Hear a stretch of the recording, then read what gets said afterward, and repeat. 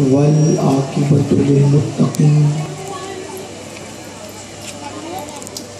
والصلاة والسلام علی سید الانبیاء والمرسلین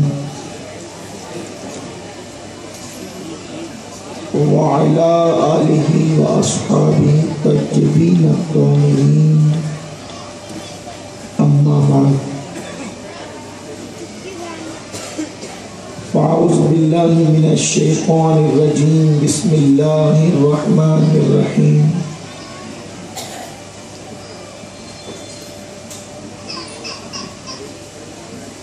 یا ایھا الذین آمنوا انما الخمر والمیسر والانصاب والازلام رجس من عمل الشیطان فاجتنبوه لعلکم تفلحون صدق اللہ العظیم۔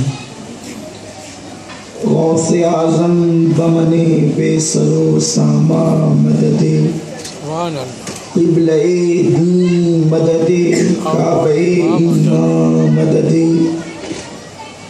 بگرداب بلا افتاد کشتی ضعیفان شکستہ رات کشتی بحق کے خواجہ عثمان ہارون مدد کن یا معین الدین چشتی مدد کن یا معین الدین چشتی مدد کن یا معین الدین چشتی۔ منبر پر رونق افروز حضرات علماء ذوی الاحترام، حاضرین محفل، پردہ نشین ماؤں اور بہنوں، السلام علیکم ورحمۃ اللہ وبرکاتہ۔ آئیے ہم اور آپ مل کر انتہائی عقیدت و محبت کے ساتھ اپنے اور ساری کائنات کے مرکز عقیدت انیس بے کساں چارہ ساز درد منداں ہم غریبوں کے غمگسار مصطفیٰ جان رحمت جناب احمد مجتبی محمد مصطفیٰ ارواحنا فدا صلی اللہ تعالی علیہ وسلم کی بارگاہ بے کس پناہ میں جس طریقے سے میں پڑھا ہوں آپ بھی میرے ساتھ مل کر بلند آواز سے پڑھیں۔ الصلاۃ والسلام علیک یا رسول اللہ، الصلاۃ والسلام علیک یا نبی اللہ، الصلاۃ والسلام علیک یا حبیب اللہ وعلی آلک واصحابک یا نور اللہ صلی اللہ تعالی علیہ وسلم۔ یہ شہادت گہے الفت میں قدم رکھنا ہے، یہ شہادت گہے الفت میں قدم رکھنا ہے۔ لوگ آسان سمجھتے ہیں مسلمان ہونا، بہت آسان ہے کافر کا مسلمان ہونا، بہت آسان ہے کافر کا مسلمان ہونا، بہت مشکل ہے مسلمان کا مسلمان ہونا۔ میرے پیارے آقا صلی اللہ تعالی علیہ وسلم کے پیارے دیوانوں، قرآن مقدس کی جس آیے کریمہ کی تلاوت کرنے کا میں نے شرف حاصل کیا ہے، اللہ تبارک و تعالیٰ اس کے متعلق مجھے ہم کہنے اور آپ تمامی حضرات کو مقصود کر اس پر عمل کرنے اور اسے عام کرنے کی توفیق عطا فرمائے۔ اسلام اللہ کا وہ مقدس دین ہے، مذہب ہے۔ اسلام کی خصوصیت یہ ہے کہ اسلام زندگی کے ہر شعبے پر مکمل طور پر رہنمائی کرتا ہے۔ دنیا کے اندر مذہب کے اعتبار سے بہت سارے مذاہب متعارف ہیں، بہت سارے مذاہب موجود ہیں، لیکن اکثر مذہب کا معاملہ یہ ہے کہ وہ عبادات کے متعلق گفتگو کرتا ہے، اور زندگی کے حوالے سے جو دنیاوی زندگی ہے اس معاملے میں مذہب خاموش ہوتا ہے۔ دنیا کی زندگی کے حوالے سے کوئی رہنمائی کرتا نظر نہیں آتا، بس مذہب کی اتنی ذمہ داری بتا دی جاتی ہے کہ جب موقع ملے آتما کی شانتی کے لیے، جب موقع ملے روح کے سکون کے لیے تھوڑی دیر کہیں بیٹھ کر کچھ پڑھ لیا کرو تاکہ تمہاری آتما کو شانتی مل جائے، تمہاری روح کو سکون مل جائے۔ بس اس کے علاوہ اور دیگر باتوں پر مذاہب اکثر بحث کرتے نظر نہیں آتے، مگر اسلام چونکہ مذہب حق ہے اور اللہ کے نزدیک مذہب صرف اسلام ہے، اس لیے اسلام کی خصوصیت یہ ہے کہ اسلام وقت نماز کی تلقین بھی کرتا ہے، وقت تجارت کے معاملے میں رہنمائی بھی کرتا ہے۔ اسلام کی خصوصیت یہ ہے کہ وہ نکاح کا قانون بھی عطا کرتا ہے، بچوں کی پرورش کا طریقہ بھی عطا کرتا ہے، ازدواجی زندگی کے اصول بھی سکھاتا ہے، اور حتیٰ کہ اسلام صرف زندگی کے حوالے سے بحث نہیں کرتا بلکہ موت کے بعد کے حوالے سے بھی اسلام انسان کی رہنمائی کرتا ہے اور اپنے ماننے والوں کی رہبری کرتے نظر آتا ہے۔ میرے پیارے آقا صلی اللہ علیہ وسلم کے پیارے دیوانوں، آج پوری دنیا کے اندر لوگ مختلف بیماریوں کا شکار ہیں، اضطراب کا شکار ہیں، بے چینیوں کا شکار ہیں، بے قراریوں کا شکار ہیں، کچھ لوگ پاگل ہو رہے ہیں، کچھ لوگوں کے پھیپھڑے خراب ہو رہے ہیں، کچھ لوگ جسمانی اعتبار سے کمزور ہو رہے ہیں، لوگ بے حیائی کا شکار ہو رہے ہیں، لوگ گناہوں کے اندر مبتلا ہو رہے ہیں، لوگ زنا کے اندر مبتلا ہو رہے ہیں۔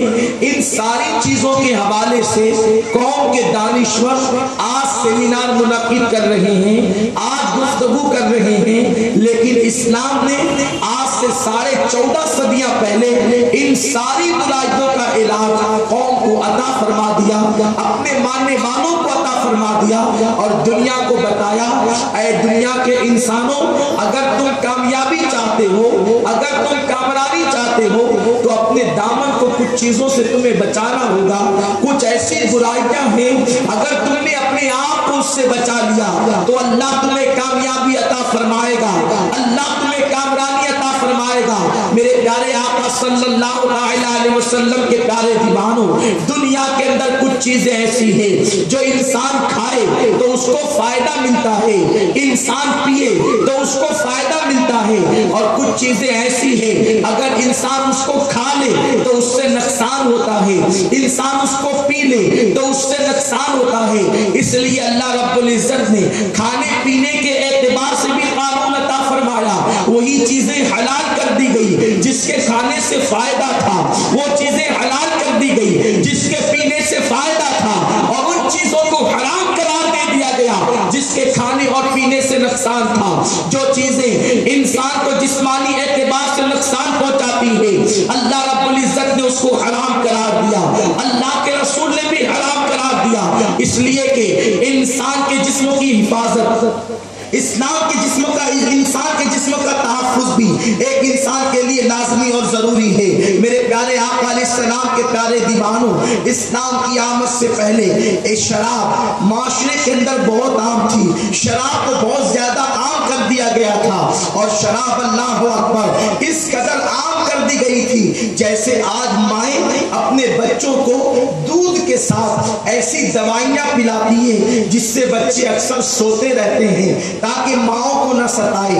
آج کی مائیں دودھ کے ساتھ دودھ پلانے کے بعد بچوں کو رونے سے بچانے کے لیے، بچوں کو پریشان کرنے سے محفوظ رہنے کے لیے مختلف قسم کی دوائیاں پلاتی ہے جس سے بچے سوتے رہیں یا بچے غافل رہیں، نہ روئیں، ماں باپ کو پریشان نہ کرے، چھوٹے چھوٹے شیر خوار بچوں کو، دودھ پینے والے بچوں کو یہ ساری دوائیاں پلائی جاتی ہے، مگر اس زمانے کی مائیں اپنی گود میں اپنے بچوں کو شراب پلایا کرتی تھی۔ آپ اندازہ فرمائیں وہ معاشرہ کتنا خوفناک ہوگا، وہ معاشرہ کتنا وحشتناک ہوگا، وہ معاشرہ کتنا دردناک ہوگا، وہ معاشرہ کتنا کربناک ہوگا جس معاشرے کے اندر ایک ماں اپنے بچے کو دودھ کے ساتھ شراب پلایا کرتی تھی۔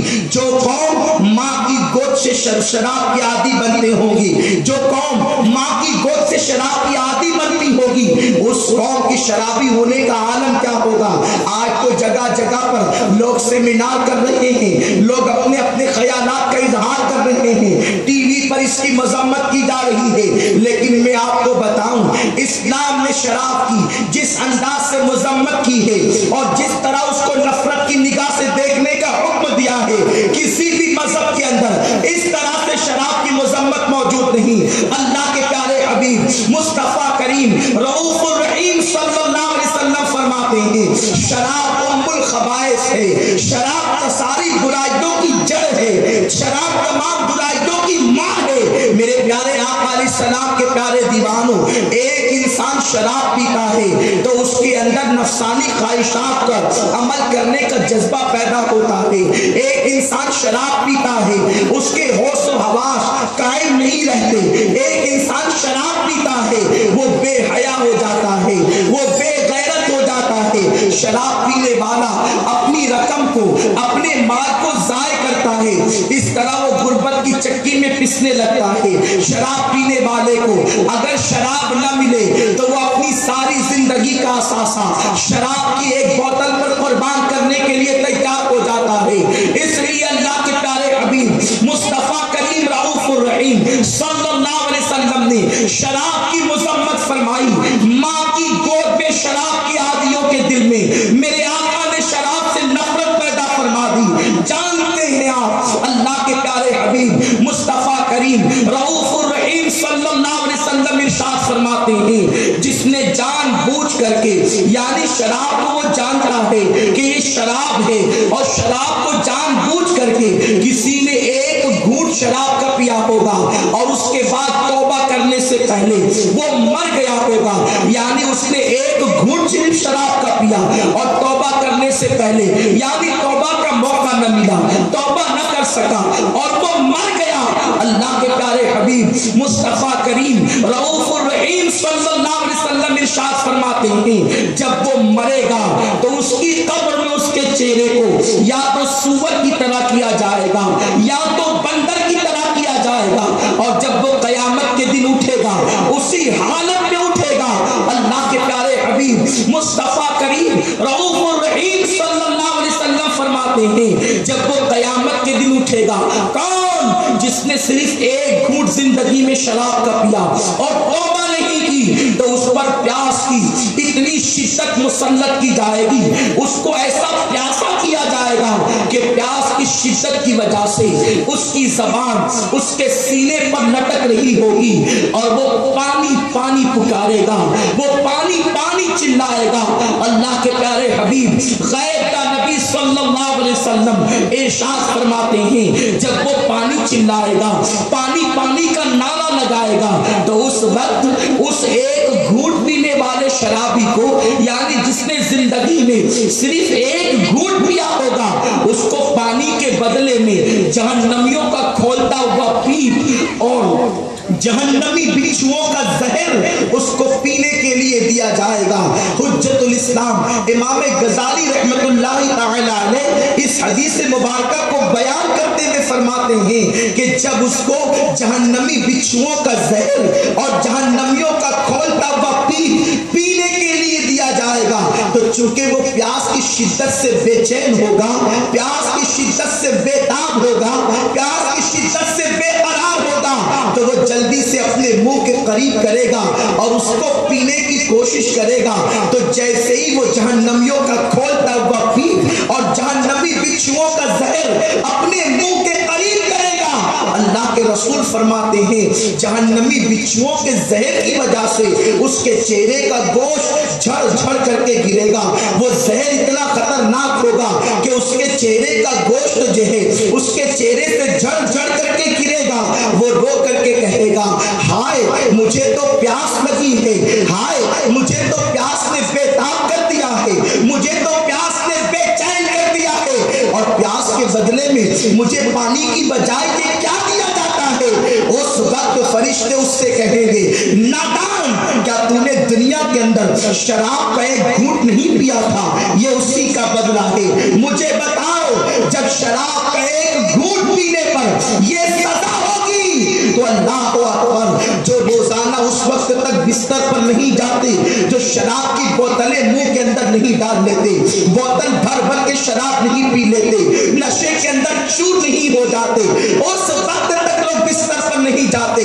لوگ یہ سمجھتے ہیں اگر شراب پی کر بستر پر جائیں گے تو چین کی نیند آئے گی, اسی لیے تو لوگ شراب پیتے ہیں. لوگ شراب اس لیے پیتے ہیں اگر فلاں قسم کی شراب پیئیں گے تو چہرے کا حسن بڑھے گا, چہرہ خوبصورت لگے گا, چہرے کا رنگ گلابی ہو جائے گا.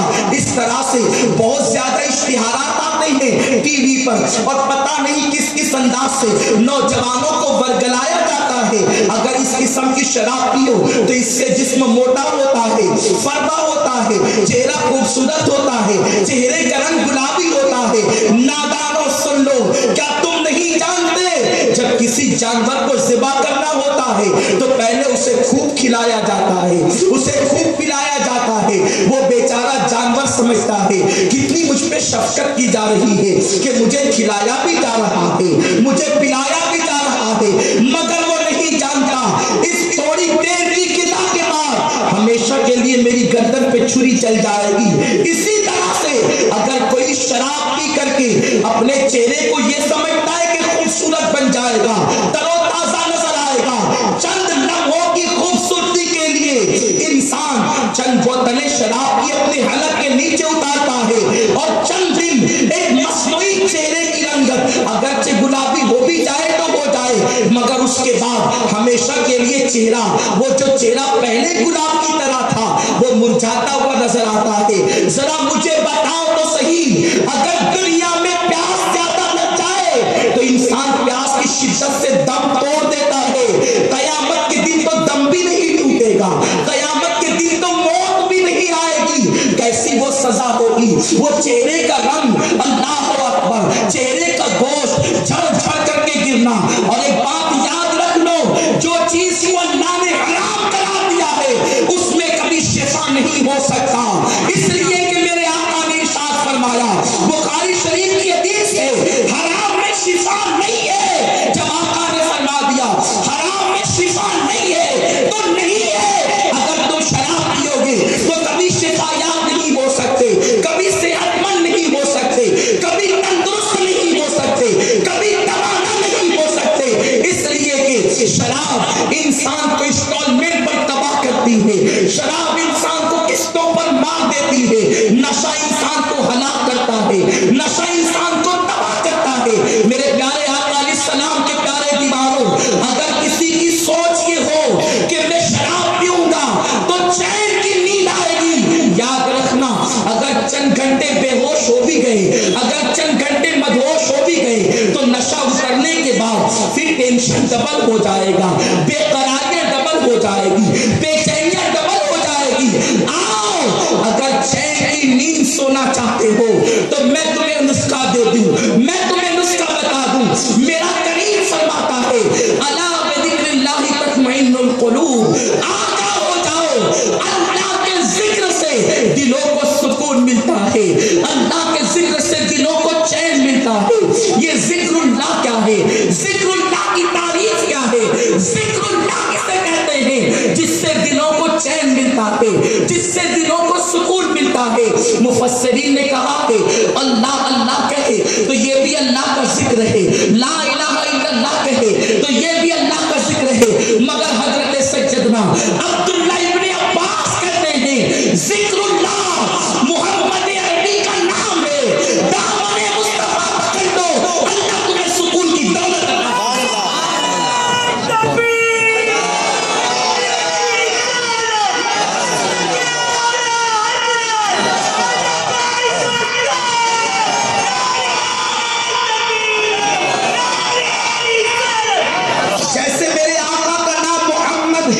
احمد ہے، حامد ہے، محمود ہے، اسی طرح میرے نبی کا نام ذکر اللہ بھی ہے۔ اگر دلوں کو سکون چاہتے ہو تو قدم ناز مصطفیٰ میں آ جاؤ، دامن مصطفیٰ کو تھام لو، دلوں کو سکون مل جائے گا، دلوں کو اطمینان مل جائے گا۔ اور دلوں کو اطمینان ان کے ذریعے سے کیوں نہ ملے؟ اس لیے کہ میرے آقا ہی تو ٹوٹے ہوئے دلوں کا سہارا ہے۔ اسی لیے بریلی کے تاجدار سیدنا امام احمد رضا خان علیہ رحمت و رضوان جب بھی دل بے قرار ہوتا، جب بھی غم سے نڈھال ہوتے تو کہتے ہیں یا رسول اللہ غم ہو گئے بے شمار آقا، غم ہو گئے بے شمار آقا، بندہ تیرے نثار آقا، بندہ تیرے نثار آقا۔ اور بڑے مزے میں فرماتے ہیں ان کے نثار کوئی کیسے ہی رنج میں ہو، ان کے نثار کوئی کیسے ہی رنج میں ہو، جب یاد آ گئے ہیں سب غم بھلاتے ہیں، وہ جب یاد آتے ہیں انسان غموں کو بھول جاتا ہے۔ تو میرے پیارے آقا علیہ السلام کے پیارے دیوانوں، کسی کے بہکاوے میں نہ آئیں۔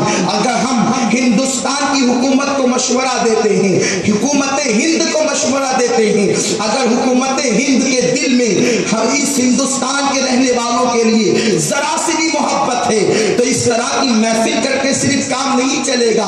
وہ اشتہارات جو ٹی وی پر آتے ہیں شراب کے حوالے سے اس کو بند کرایا جائے، فلموں کے اندر ہیرو اسٹائل میں شراب پیتے ہیں اس پر پابندی لگائی جائے، اور اسی کے ساتھ ساتھ شراب کی دکانوں کو بند کرایا جائے۔ اس لیے کہ شراب کی کو لائسنس کون دیتا ہے؟ شراب کی دکانوں کو لائسنس کون دیتا ہے؟ جب تک شراب کی لائسنس کو دکانوں کو لائسنس نہیں ملے گا تو پھر وہ کس طریقے سے شراب فروخت کریں گے؟ شراب بیچی جا رہی ہے، ملک کی ترقی شراب بیچنے میں نہیں ہے، ملک کی ترقی شراب پر پابندی لگانے میں ہے۔ اس لیے کہ ہم اپنے ملک ہندوستان سے محبت کرتے ہیں، ہم اس کی ترقی چاہتے ہیں، ہم اس کا عروج چاہتے ہیں، اس لیے کہ یہ ہندوستان کسی کا اور نہ ہو، یہ ہندوستان سرکار کریم نواز کا ہندوستان ہے۔ محبت کرتے ہیں، ہم اس کی زمین سے محبت کرتے ہیں۔ یہ ہندوستان وہی ہندوستان ہے جہاں نوح کی کشتی کو کنارہ ملا تھا، یہ ہندوستان وہی ہندوستان ہے جس ہندوستان کے اندر اللہ اکبر، اس ہندوستان سے ٹھنڈی ٹھنڈی ہوائیں میرے عرب کو پہنچی تھی۔ اقبال نے کہا ہے میرے عرب کو آئی ٹھنڈی ہوا جہاں سے، میرا وطن وہی ہے، میرا وطن وہی ہے۔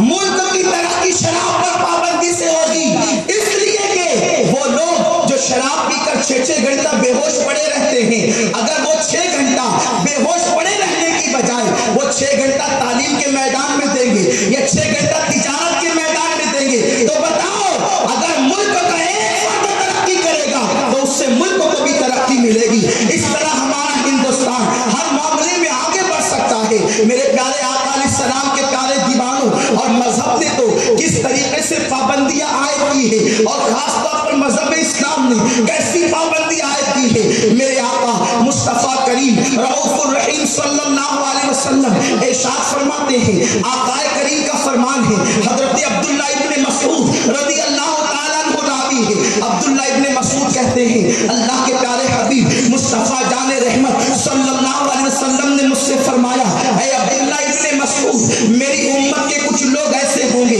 جب ان کو قبر میں جب وہ مریں گے تو ان کے چہرے اچھے بھلے ہوں گے، جب ان کو موت آئے گی تو ان کے چہرے ٹھیک ٹھاک ہوں گے، لیکن جب ان کو قبر میں رکھا جائے گا تو ان کے چہرے یا تو سور کی طرح ہو جائیں گے یا تو بندر کی طرح ہو جائیں گے، اور وہ قیامت کے دن اللہ کی بارگاہ میں اسی حالت میں اٹھیں گے۔ عبداللہ ابن مسعود لرز گئے، عبداللہ ابن مسعود کہاں گئے؟ عرض کرتے ہیں یا رسول اللہ صلی اللہ تعالی علیہ وسلم، جن کے چہرے سور اور بندر کی طرح ہوں گے ان کا گناہ کیا ہوگا، ان کا جرم کیا ہوگا؟ کیا وہ اللہ کو رب نہیں مانتے ہوں گے؟ کیا وہ آپ کو اللہ کا رسول نہیں مانتے ہوں گے؟ کیا وہ قرآن کو اللہ کی کتاب نہیں مانتے ہوں گے؟ اللہ کو اکبر، اتنا سننا تھا۔ میرے آقا مصطفیٰ جان رحمت صلی اللہ علیہ وسلم نے فرمایا، اے ابن مسعود، وہ اللہ کو رب بھی مانے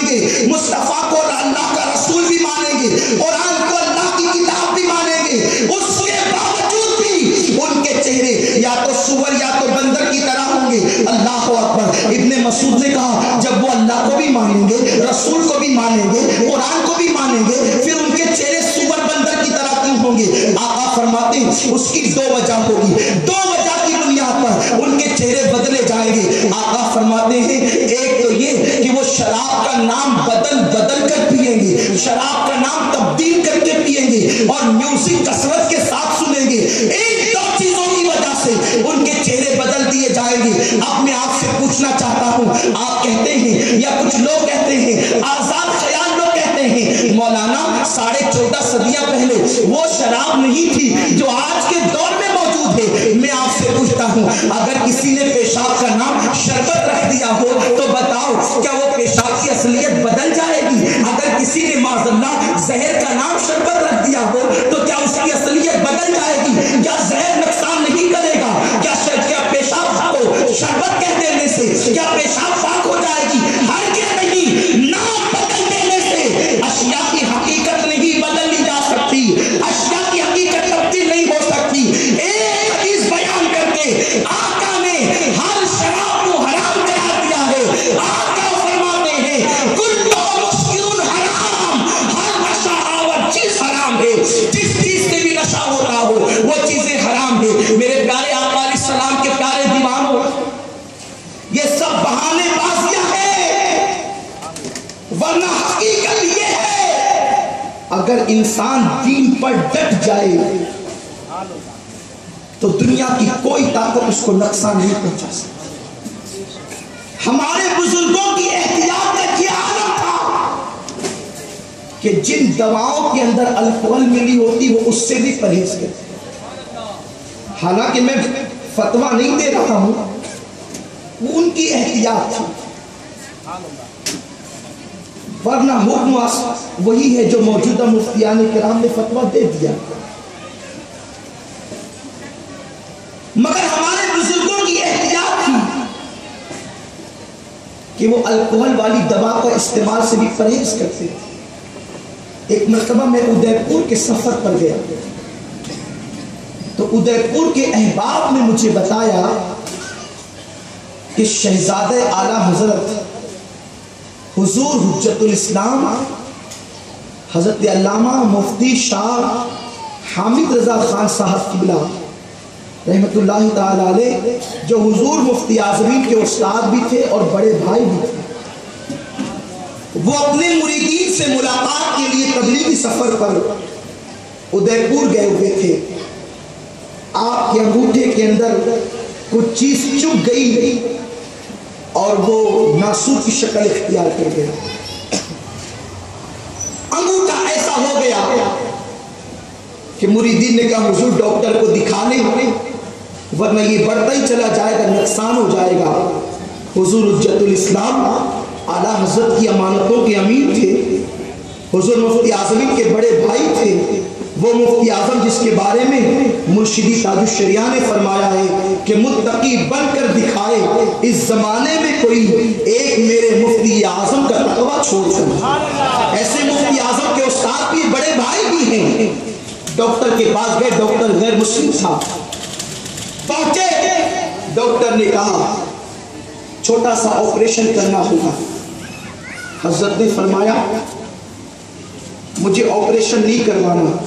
اس نے کہا گروجی اگر آپ آپریشن نہیں کروائیں گے تو بعد میں انگوٹھا کاٹنے کی نوبت آ سکتی ہے, اس لیے آپ آپریشن کروا لیں. حضرت نے فرمایا آپریشن میں اس لیے نہیں کرانا چاہتا کہ جب تم آپریشن کرو گے تو میرے انگوٹھے کی جگہ کو سن کرو گے, اور سن کرنے کے لیے تمہیں اس کو الکحل لگانی ہوگی, اور الکحل شراب ہی کی ایک قسم ہے. تو میں الکحل کو اپنے جسم پہ کیسے لگا لوں, شراب کو اپنے جسم پہ کیسے لگا لوں, جبکہ میرے نبی نے فرمایا شراب پینے والے پر بھی اللہ کی لعنت, شراب بیچنے والے پر بھی اللہ کی لعنت, شراب کو اٹھانے والے پر بھی اللہ کی لعنت, لانے اور لے جانے والے پر بھی اللہ کی لعنت, شراب کے کاروبار میں گواہ رہنے والے پر بھی اللہ کی لعنت. اتنے سخت احکام ہے, میں شراب کو اپنے انگوٹھے پہ کیسے لگا لوں؟ اس نے کہا اس کے بغیر تو آپریشن ہو ہی نہیں سکتا. تو کہا کہ آپریشن اسی شرط پہ ہوگا کہ آپ الکحل لگا کر کے میرا انگوٹھا سن لی کریں. کہا گرو جی آپ برداشت نہیں کر سکیں گے.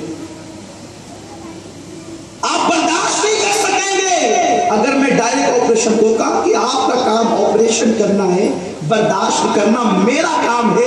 وضو کیا، گردن جھکا کر کے بیٹھ گئے، ڈاکٹر آپریشن کرتا رہا حتیٰ کہ جب آپریشن مکمل ہو گیا تو اس نے کہا گروجی اب سر اٹھا لیں، بڑا متاثر ہو گیا تھا۔ حضرت نے سر اٹھایا، ہو گیا تمہارا کام؟ اس نے کہا ہاں ہو تو گیا، لیکن قدموں پہ گر کے کہتا ہے بتائیں آپ گردن جھکا کر کیا کر رہے تھے کہ آپ کو آپریشن کا احساس تک نہیں ہوا؟ حضور حجت الاسلام نے جواب دیا تمہیں نہیں معلوم، جب میں نے وضو کیا گردن جھکا کر مدینے کے تاجدار کا تصور کر کے درود پڑھتا رہا، میں ان کے جلووں میں گم تھا، مجھے پتا بھی نہیں چلا کہ میرا آپریشن۔ انسان اگر بچنا چاہے بہت بچ سکتا ہے۔ یہ سارے ڈھیلے لولے لنگڑے بہانے کہ ہمیں نیند نہیں آتی اور یہ ہوتا ہے اور وہ ہوتا ہے، ذرا سوچو تو صحیح، خاص طور پر نوجوان، اگر چہرے پر معمولی سی فنسی نکل آئے تو انسان گھر کے باہر نہیں نکلتا۔ میرے چہرے پہ فنسی، شادی میں کیسے جاؤں، کالج کیسے جاؤں، دوستوں میں کیسے جاؤں؟ نادانو، اپنے چہرے پر ایک فنسی تمہاری گوارا نہیں، لیکن شراب کا نام بدل بدل کر پینے کی وجہ سے اگر یہ چہرہ سور اور بندر کی طرح قیامت کے دن ہو گیا تو اللہ کی بارگاہ میں کیا منہ لے کر کے جاؤ، کیا منہ لے کر کے اٹھو گے؟ اس لیے آج تو شراب کو فیشن کا نام دے دیا گیا۔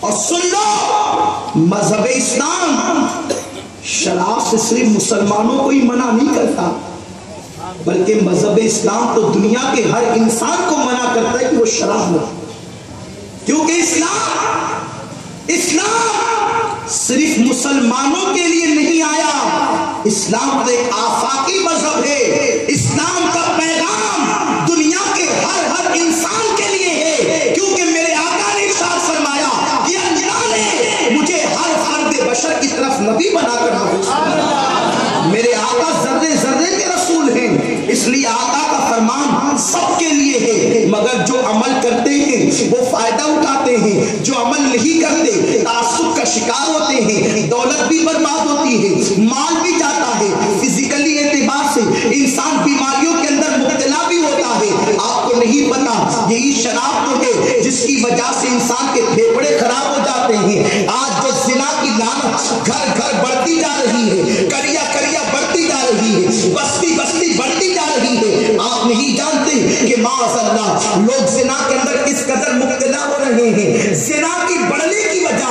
یہ ہے کہ شراب کی کثرت بڑھ رہی ہے، شراب جتنا بڑھتا جائے گا اتنی ہی زنا کی کثرت بھی بڑھتی جائے گی، اس لیے کہ شراب کی وجہ سے انسان کے اندر بے حیائی پیدا ہوتی ہے، اور جو بے حیا ہو جاتا ہے پھر وہ کوئی کام کرنے سے نہیں رکتا، وہ ہر کام کرنے پہ تلا ہوتا ہے۔ میرے پیارے آقا علیہ السلام کے پیارے دیوانوں، حالات یہ پیدا ہو رہے ہیں۔ گجرات کے ایک شہر کے حوالے سے اخبار کی تازہ ترین رپورٹ ہے، ایک باپ نے اس کی ماں کی، ایک باپ نے بیوی کی موت کے بعد اپنی بچیوں کے ساتھ زنا کرنا شروع کیا۔ آپ غور تو کریں، یہ حالات سے ہم دو چار ہو رہے ہیں، وجہ کیا ہے؟ بے حیائی بڑھتی جا رہی ہے، برائی بڑھتی جا رہی ہے۔ مسلمانوں ایک زمانہ وہ تھا، اللہ اکبر، کہ مسلمان جب گلیوں سے گزرتا تو نگاہیں جھکا جھکا کر کے گزرتا، حیا کا یہ عالم تھا، پاک دامنی کا عالم یہ تھا۔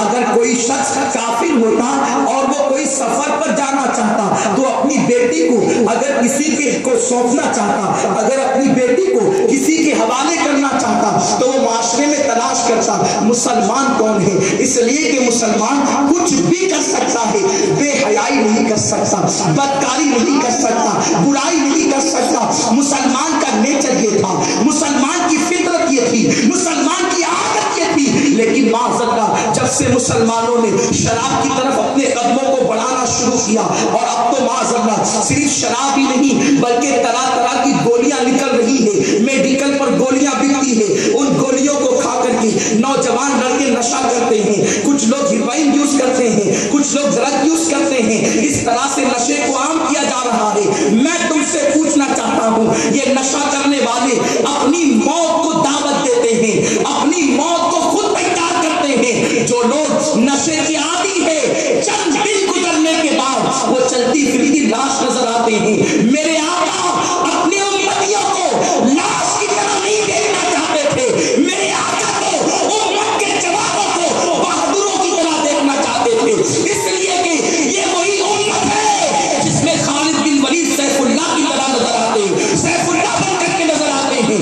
یہ وہی امت ہے جس میں ابو عبیدہ ابن جراح امیر الامہ کی حیثیت سے نظر آتے ہیں۔ یہ وہی امت ہے کہ جس کے 10 لوگ کبھی کبھی 10,000 پر بھاری ہو جایا کرتے تھے۔ وجہ کیا تھی؟ وہ اپنی مرضی سے نہیں کھاتے تھے، وہ وہی غذا کھاتے تھے جو مصطفیٰ جان رحمت نے کھانے کا حکم دیا تھا، اللہ و رسول نے جو حلال کیا تھا۔ جب سے ہمارا حال یہ ہوا جو آتا جائے کھاتے جاؤ، اب طرح طرح کی بیماریاں جنم لے رہی ہیں۔ ارے بیماری پیدا ہونے کے بعد اس کو روکنا یہ کون سی عقل مندی ہے؟ اسلام وہ مذہب ہے جس نے بیماری پیدا ہونے کے بعد روکنے کا طریقہ نہیں دیا صرف، بلکہ ایسے طریقے عطا کیے کہ اس سے بیماری ہی نہ ہو۔ جب بیماری ہی نہیں ہوگی تو پھر اس کے لیے دوا کی تکلیف کیوں، اس کے لیے دوا کی مصیبت کیوں، اس کے لیے پرہیز کی تکلیف کیوں؟ میرے پیارے آقا صلی اللہ علیہ وسلم کے پیارے دیوانوں اور اسلام میں شراب پینے والوں کی سخت سزا متعین کی گئی، اسلام میں شراب پینے والوں کو سخت سزا دی گئی۔ اگر کہیں پر اسلامی حکومت ہو، حالانکہ ہندوستان میں یہ قانون نافذ نہیں ہوتا، لیکن میں بتانے کے لیے کہہ رہا ہوں کہ اسلام میں یہ ہے، اگر ثابت ہو جائے کہ کسی نے شراب پی ہے تو اس کو کوڑے لگائے جائیں گے۔ آپ اندازہ فرمائیں، اور وہ بھی کوڑے 1-2 نہیں بلکہ کوڑے 80 کوڑے لگانے کا حکم دیا گیا ہے۔ آپ غور تو فرمائیں میرے پیارے آقا صلی اللہ علیہ وسلم کے پیارے دیوانوں، یہ کیفیت ہے، یہ سزا ہے تاکہ لوگ ڈر کے مارے اس گناہ کی طرف نہ جائے، اس برائی کی طرف نہ جائے۔ اور اسلام نے شراب بیچنے کو حرام قرار دے دیا اور اللہ کی لعنت بتا دی گئی کہ اس پہ اللہ کی لعنت برسے گی۔ شراب کشید کرنے والا یعنی جو بنائے اس پہ بھی لعنت، جو بیچے اس پر بھی لعنت، جو لائے اس پر بھی لعنت، جو لے جائے اس پہ بھی لعنت، اس طرح سے۔ اور لعنت کیا ہے؟ لعنت کا مطلب یہ ہے کہ جس پر ایک مرتبہ اللہ کی لعنت پڑ گئی وہ ہمیشہ کے لیے اللہ کی رحمت سے دور کر دیا گیا۔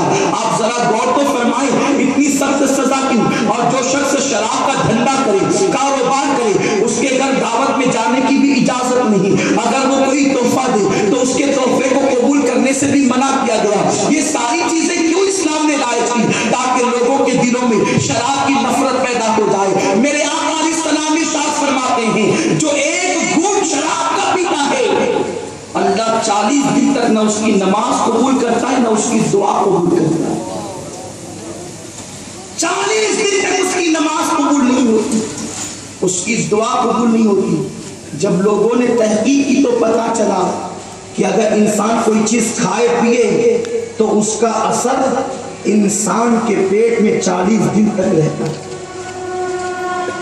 40 دن تک اس کے اثرات رہتے۔ تو پتا چلا کہ اگر کسی نے شراب پی معاذ اللہ تو 40 دن تک نہ نماز قبول ہو نہ دعا قبول ہو۔ اب میں آپ سے پوچھنا چاہتا ہوں وہ قوم جو دنیا کو شراب سے روکنے کے لیے آئی تھی، اگر وہی قوم شراب کے پیچھے جائے،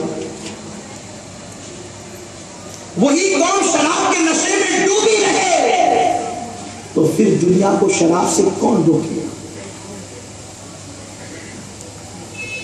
خواب ہوتے ہیں لیکن شراب وہ بدترین جرم ہے۔ اگر کوئی خواب میں بھی شراب پینے پلانے کا معاملہ کرے تو بھی اس پر اللہ کی ناراضگی نازل ہوتی۔ بڑی مشہور روایت ہے ام المومنین ماں عائشہ صدیقہ رضی اللہ تعالیٰ عنہ کی ایک کنیز تھی۔ جب وہ رات کو سوئی تو اچھی بلی تھی، جب صبح اٹھی تو اس کے دونوں ہاتھ فالج زدہ ہو گئے،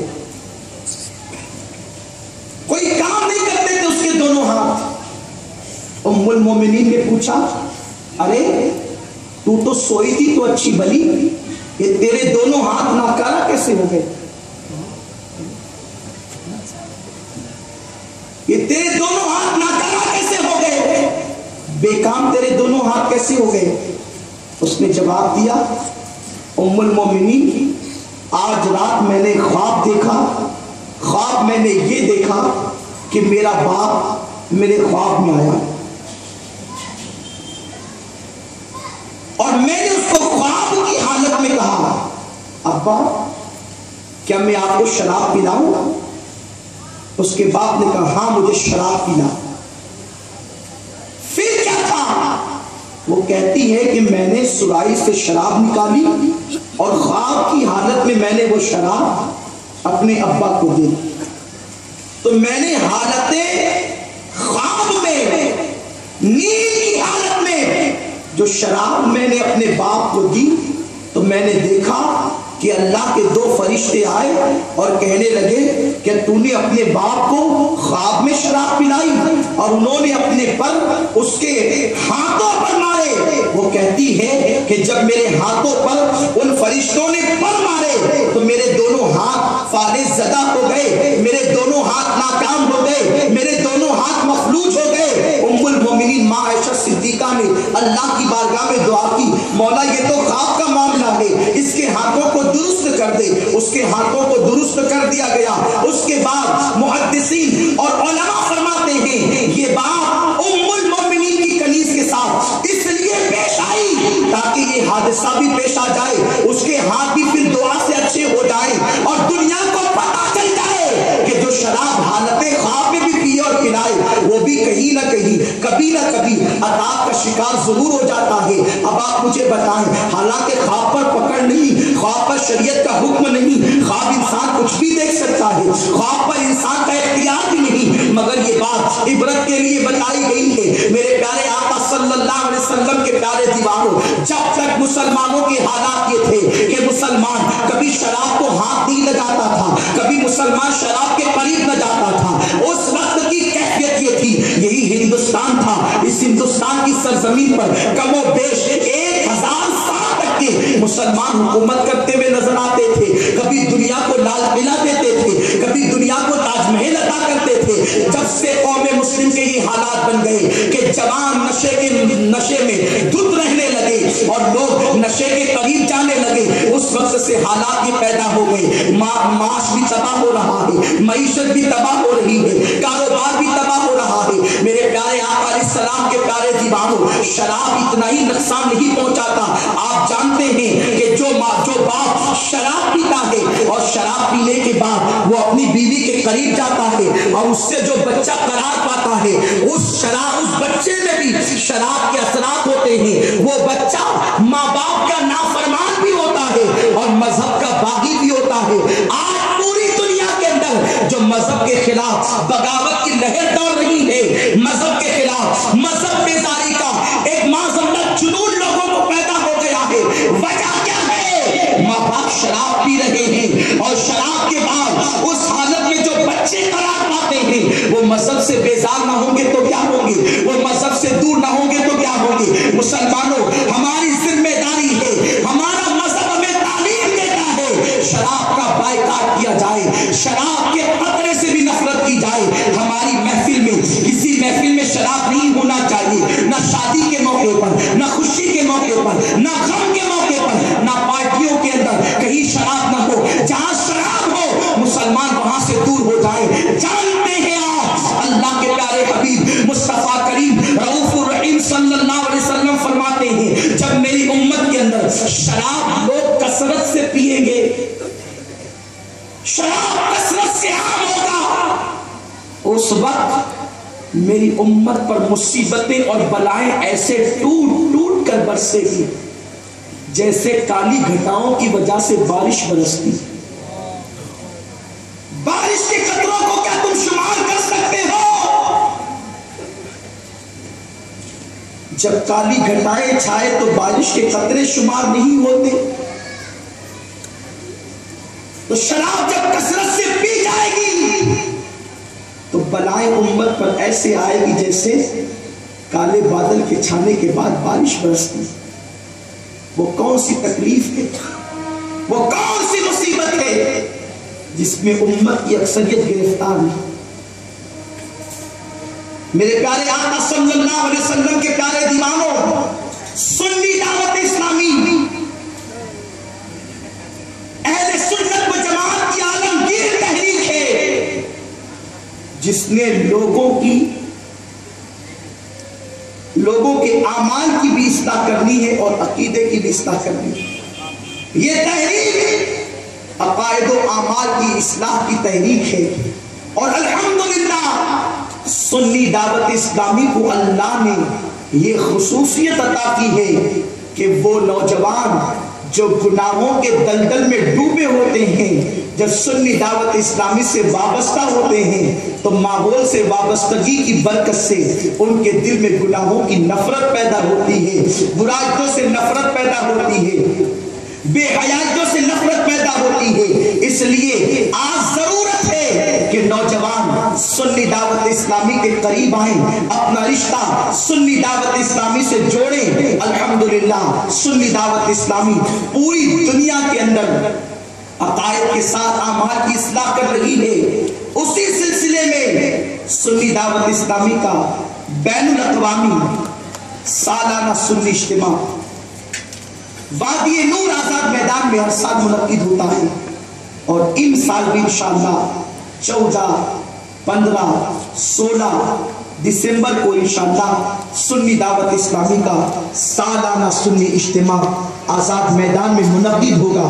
میری گزارش ہے کہ 14 تاریخ کا اجتماع عورتوں کے لیے ہوگا اور 15، 16 کا اجتماع مردوں کے لیے ہوگا۔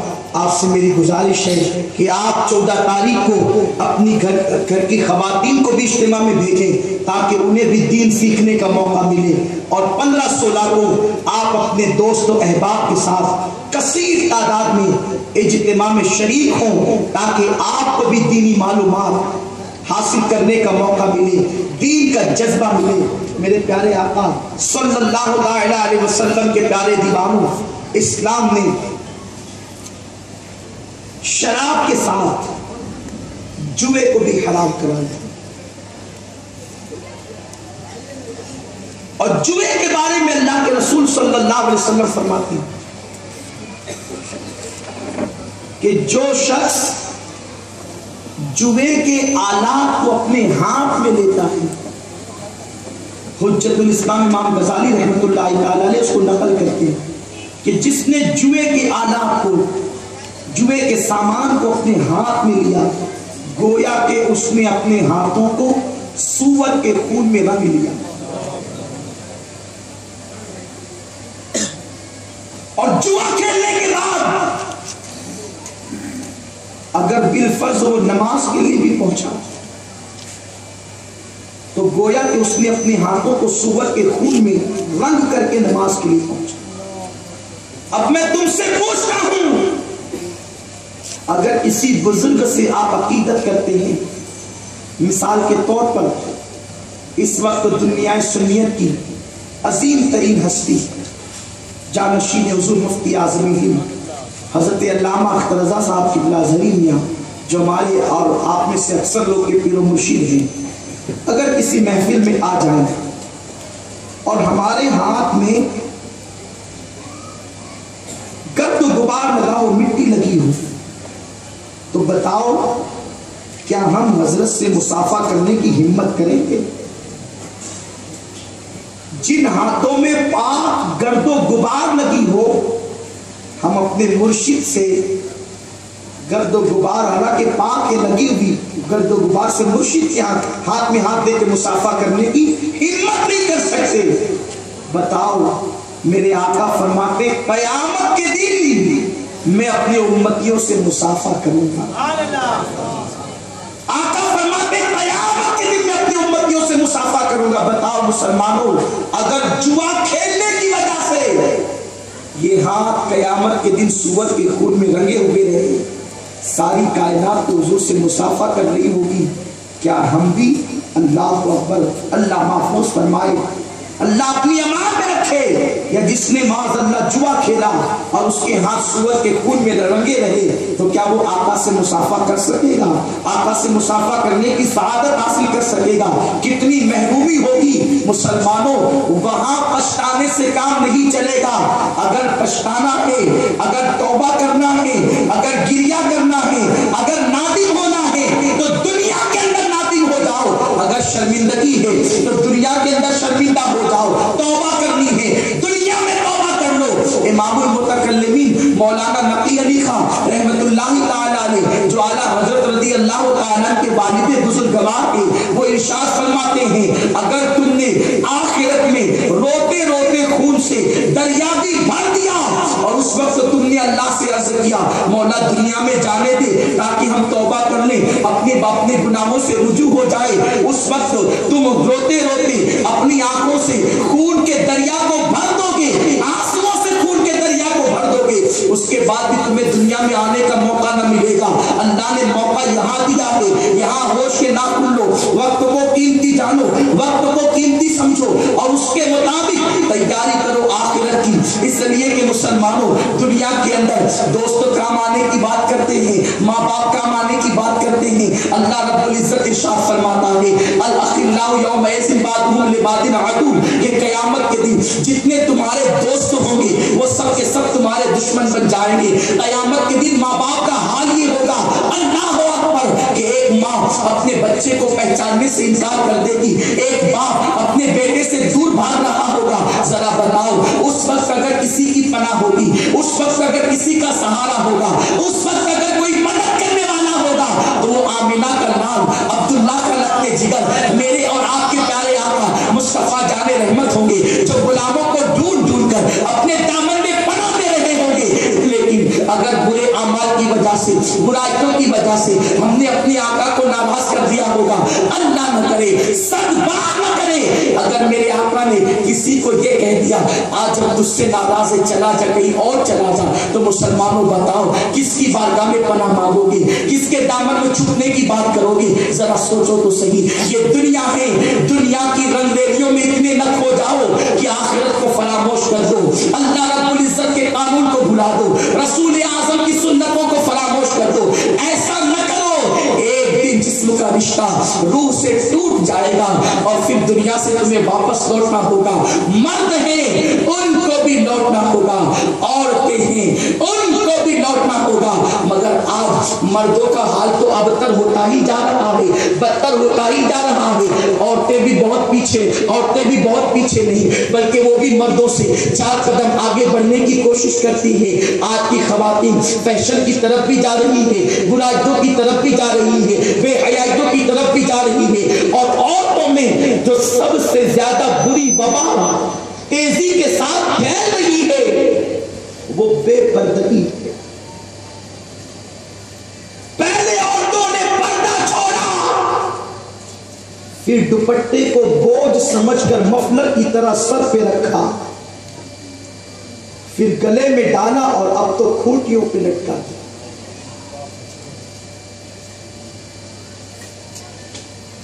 لوگ کہتے ہیں ہمارے گھر میں برکت نہیں.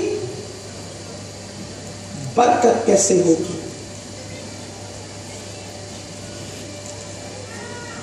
کیا آپ کی بیوی کے سر پہ دوپٹہ ہوتا ہے؟ آپ کی ماں کے سر پہ دوپٹہ ہوتا ہے؟ آپ کی بہن کے سر پہ دوپٹہ ہوتا ہے؟ تفسیر روح البیان شریف میں علامہ اسماعیل حقی رحمت اللہ تعالی علیہ فرماتے ہیں جب عورت اپنے سر سے دوپٹہ ہٹا لیتی ہے تو اللہ کی رحمت کے فرشتے دور چلے جاتے ہیں. جس کے گھر میں رحمت کے فرشتے نہ آئیں گے اس کے گھر میں کیا خاص برکت ہوگی؟ بڑی معذرت کے ساتھ میں تعویذ کا مخالف نہیں، برکتیں اور رحمتیں اللہ نے اٹھائی ہے اور آپ سمجھتے ہیں کہ مولوی صاحب کے تعویذ سے برکت آ جائے. ارے جس کے گھر سے برکت مولا نے اٹھا دی یا پھر مولوی صاحب کا تعویذ اس کو فائدہ دے گا؟ کوئی ہو جہاں رحمت کے فرشتے نہیں وہاں اللہ کی رحمتوں کا نزول نہیں ہوتا. آپ کو پتا ہے علامہ اسماعیل حقی رحمت اللہ علیہ فرماتے ہیں جب ابراہیم علیہ السلام کو آگ میں ڈالنے کا منصوبہ بنا، واقعی کی طرف نہیں جاتا لیکن اشارہ کرتا ہوں تاکہ آپ کو سمجھ میں آ جائے، بہت بڑا علاوہ تیار کیا گیا، اور جب بہت بڑا علاوہ تیار ہو گیا تب لوگوں نے سوچا کہ آگ میں ڈالیں کیسے، اس لیے کہ آگ کی تپش تو بہت دور تک کے لگتی ہے، جو ڈالنے جائے گا وہی جل جائے گا، تو منجنیق بنائی گئی۔ منجنیق سمجھتے ہیں نا، گوفن، پہلے جنگ کے موقع پر وہ استعمال ہوتی تھی، بڑے بڑے قلعوں کو کی دیواروں کو توڑنے کے لیے اس کو استعمال کیا جاتا ہے۔ ہوتا یہ تھا کہ ایک لمبا پائپ ہوتا تھا، اس کے 2 چکے ہوتے تھے اور ایک ربر کی طرح ایک رسی ہوتی تھی، وہ رسی کھینچی جاتی اور چھوڑی جاتی تو وہ اس طرح چھٹتی تو پتھر کو لگتی، اور پتھر کو جب لگتی تو وہ دور تک کے جاتا اور اس طرح وہ قلعوں کی دیوار کو توڑ دی۔ تو منجنیق ابراہیم علیہ السلام کو آگ میں ڈالنے کے لیے سب سے پہلی مرتبہ تیار کی گئی، شیطان کے ڈائریکشن سے، اس کے بتانے پر۔ تو حضرت ابراہیم علیہ السلام کو منجنیق کے سرے پر بٹھا دیا گیا اور کافروں نے رسی کھینچنا شروع کی تاکہ چھوڑیں گے تو ابراہیم کو لگے گی جا کر وہ آگ میں چلے جائیں۔ فرشتے رونے لگے، اللہ یہی تو تیرا ایک بندہ ہے جو تیرا نام لیتا ہے زمین پہ، یہ بھی آگ میں جا رہا ہے، مولا ہمیں اجازت دے، ہم اس کی مدد کرنا چاہتے ہیں۔ اللہ نے فرمایا وہ تمہاری مدد تو لے گا نہیں لیکن تم جانا چاہتے ہو تمہیں اجازت دے دو۔ رب کی طرف سے اجازت مل گئی، رحمت کے فرشتے آئے، کافر سب مل کر رسہ کھینچتے تھے، فرشتوں نے اس رسے کو پکڑ لیا۔ سبحان اللہ۔ اب وہ پوری طاقت لگاتے مگر رسہ کھینچتا نہیں، رسہ کھینچے گا نہیں تو چھوٹے گا نہیں، چھوٹے گا نہیں تو ابراہیم علیہ السلام آگ میں جائیں گے۔ وہ پریشان ہو گئے کہ ہمارا یہ منصوبہ بھی فیل ہو گیا، ناکام ہو گیا۔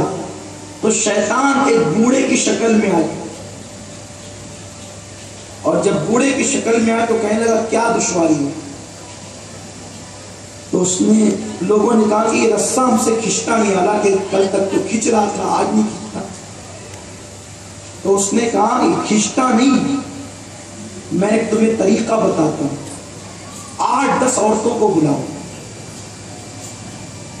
اور جب وہ عورتیں آ جائیں تو ان سے کہو کہ وہ اپنے سر کو ننگا کر لیں، یعنی سر سے دوپٹہ ہٹا لیں۔ اس کا مطلب اس زمانے کی کافر عورتیں بھی اپنے سر پہ دوپٹہ رکھتی تھی۔ مسلمان عورتوں کو کیا ہو گیا کہ وہ دوپٹے کو دور کر چکی تھی، اتنی افسوس کی بات ہے۔ تو شیطان نے کہا 10 عورتوں کو بلاؤ اور ان کو کہو کہ دوپٹہ سر سے ہٹا دے۔ جب عورتیں آئی اور انہوں نے دوپٹہ سر سے ہٹایا تو جو رحمت کے فرشتے رسہ پکڑے ہوئے تھے وہ سب دور چلے۔ جب وہ دور گئے تو رسہ کھنچ گیا، رسہ کھنچ گیا، ابراہیم علیہ السلام آگ میں چلے گئے۔ کیا پتا چلا؟ جہاں اللہ کا نبی موجود ہو، اللہ کے نبی کی موجودگی کے بعد اگر وہاں رحمت کے فرشتے نبی کی وجہ سے ہو اور عورتیں سر کھول لے تو بھی رحمت کے فرشتے وہاں سے چلے جاتے ہیں۔ اور بڑی ذمہ داری سے بات بھی عرض کروں، مسلمانوں تم تو تم اور ہم تو ہم ہیں، اگر نبی کی بیوی بھی سر سے دوپٹہ ہٹا لے تو وہاں سے بھی رحمت کے فرشتے چلے جائیں۔ نبی کی بیوی کی بات کرو، اسی روح البیان میں نیچے یہ بات لکھی ہوئی ہے کہ آقا پر جب پہلی وحی نازل ہوئی اقرا، تو پہلی وحی نازل ہونے کے بعد چونکہ وہ وحی غار حرا میں نازل ہوئی تھی تو آقا علیہ السلام پر کلام الہی کی ہیبت تھی۔ آقا کانپتے ہوئے آئے اور آپ نے اپنی مقدس بیوی ہم سب کی ماں ام المومنین جناب خدیجہ سے کہا زملونی زملونی، مجھے کمبل اڑاؤ، کمبل اڑاؤ مجھے۔ ام المومنین نے پوچھا میرے سرتاج کیا ہوا؟ آقا فرماتے